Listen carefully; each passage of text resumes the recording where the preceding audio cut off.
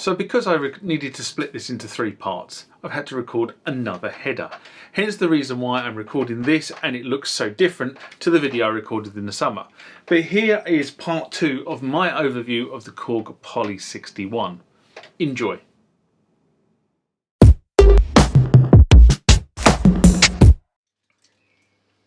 The joystick on this machine is very, very interesting. It's a standard.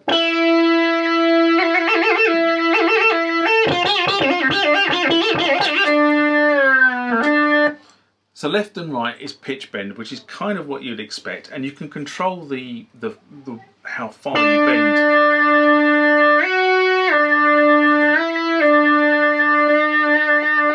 So down at sort of 1 you get virtually nothing, and if I go up to 9, much wider range. And that's what this sort of first button on the joystick range does for it. It's controlling that. And then we have something called, this is the DCO VCO piece. So you can hear that the frequency is changing now. I'll change that. So effectively it's slowing the frequency. And then if I put it right around, you get much more of that phaser type sound. Now, if you pull it down, it's the VCF. If you push it up,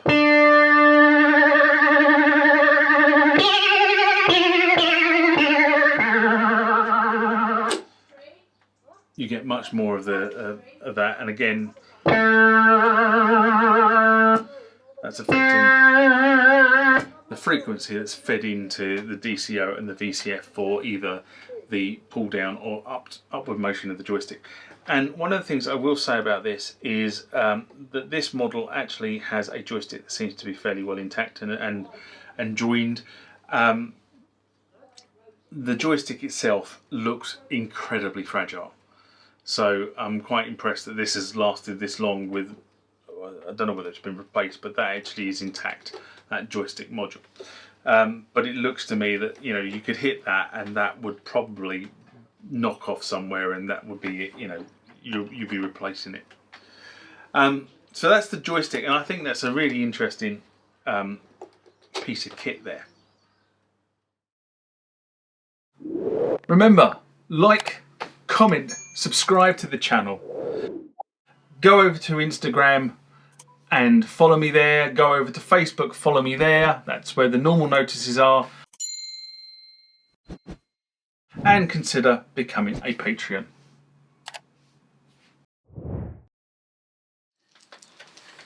My knee knocking the keyboard stand. What I thought we'd do at this point is I'd just look at this section of the keyboard. This is kind of the key programming section. And you have 2 buttons here. One is for program and one is for parameter, and then there's a third button here, which is the big red button, which is write. So that allows you to save your patch. Now, one thing you will notice that, as with many synthesizers around this age, just down the back here is a write enable switch. So that protects and unprotects the memory. Unlike the Roland machines, which have three-way switches here, we only have a 2-way switch, on or off, protect or unprotect. Anyway, what I thought we'd do at the moment is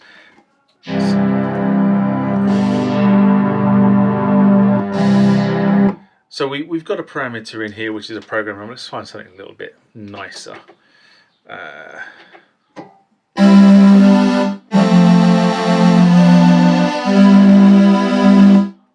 Okay, I'm just going to turn the volume down on that a little bit.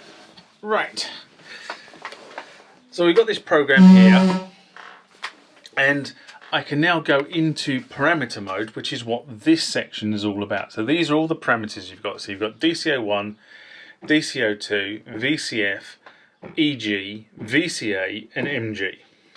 Okay, so that is what you've got to play with effectively. And to enter a parameter, what you do is say I want to go in and change the octave.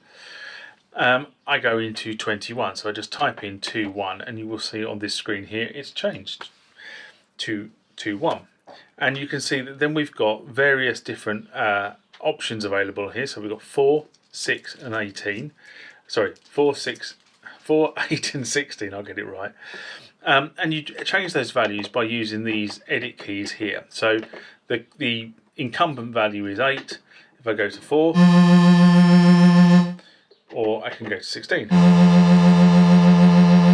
Okay, and then if I wanted to save that parameter, I would then press the right key. As I'm not going to change the parameters because it's, as I say, it's not my keyboard. Right, so we've changed that one. Let's go to 22. Let's have a look and see what's on 22. There you go, 22. And we've got a square wave, a saw wave, or off. So let's see what happens if we switch it off.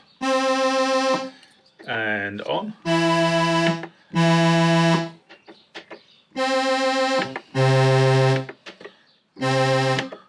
It's not going to, it's a bit overly sensitive, those buttons, but that's fairly typical for someone at his age where they've probably been bashed a lot.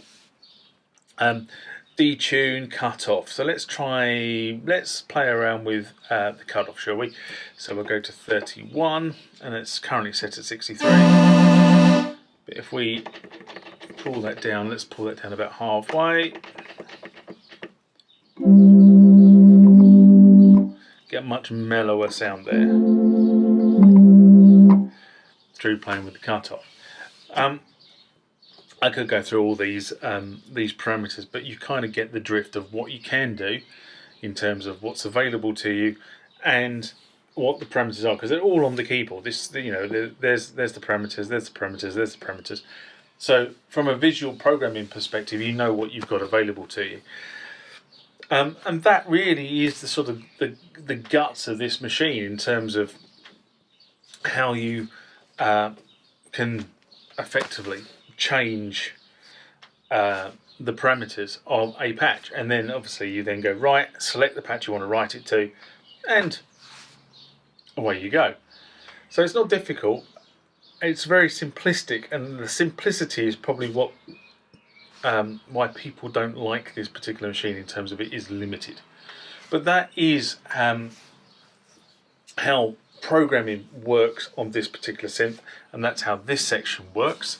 If I go back to program, I said earlier on that this synthesizer has 64 patches, and the way you enter a patch is, if you look at the program number here, you dial in a patch.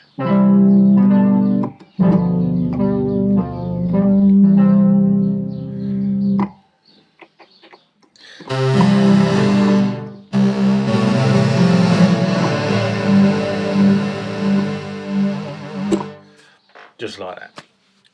So it's effectively, it's the reason why there's only 1 to 8 is because you only need 8 numbers to get to 64. So why put another 2 buttons in that cost you more money? That's simplistic, I have to be honest, but that's probably how it worked. Anyway, that's the programming piece of this particular keyboard. So then we come to the next piece, which is key assign. At the moment it's in poly mode, and pretty much poly mode is poly mode. You know, you can play it up to 6 notes altogether. You can also hold the note.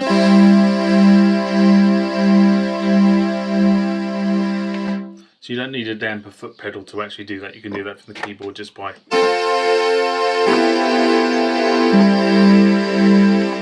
but it obviously will only hold the last 6 notes played, because it's only 6 note, 6 voice polyphony.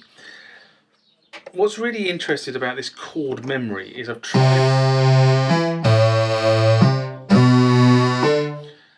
tried playing around with this, and I don't know what that does, and I'm not sure I've got enough time to, before I have to return this, to actually really look into that. So apologies, I'm not 100% sure what chord memory does, because it doesn't seem to do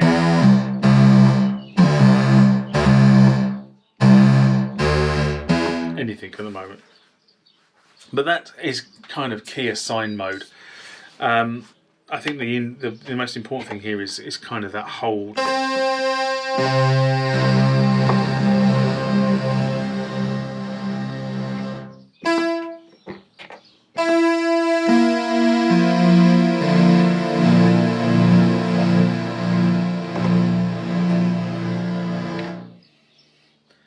been able to do that with a damper pedal.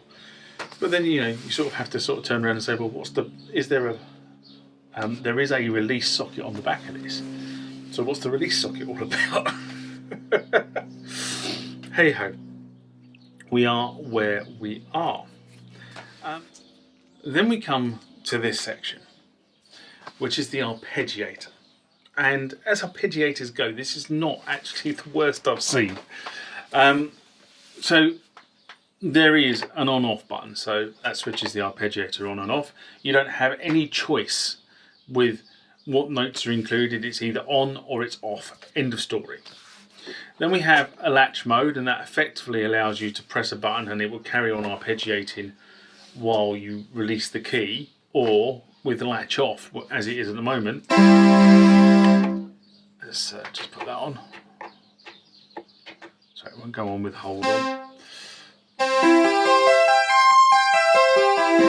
Release, latch on. I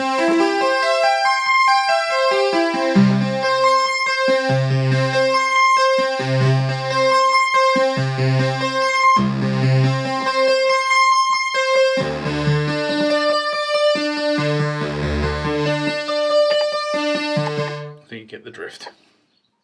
And then we have full mode, 2-octave mode, or 1-octave mode. So effectively, is it going across one octave, 2 octaves, or across the full keyboard, which is kind of what the range is. Now, the full keyboard mode is the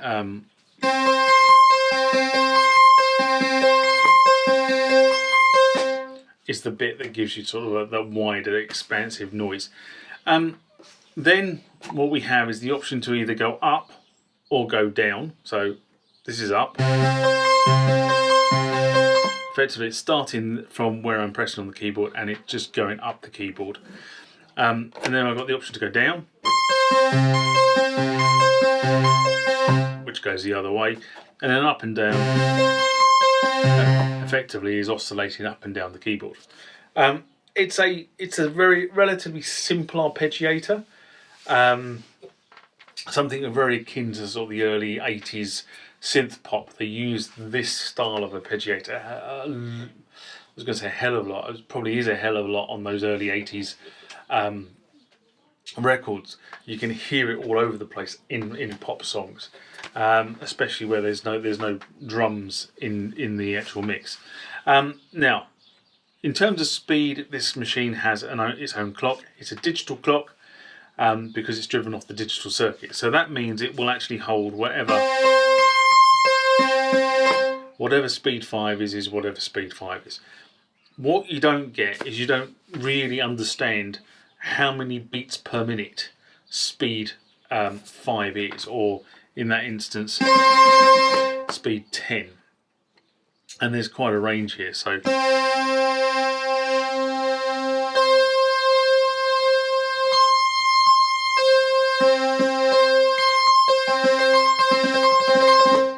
to sort of between 7 and 10, it goes a bit bananas.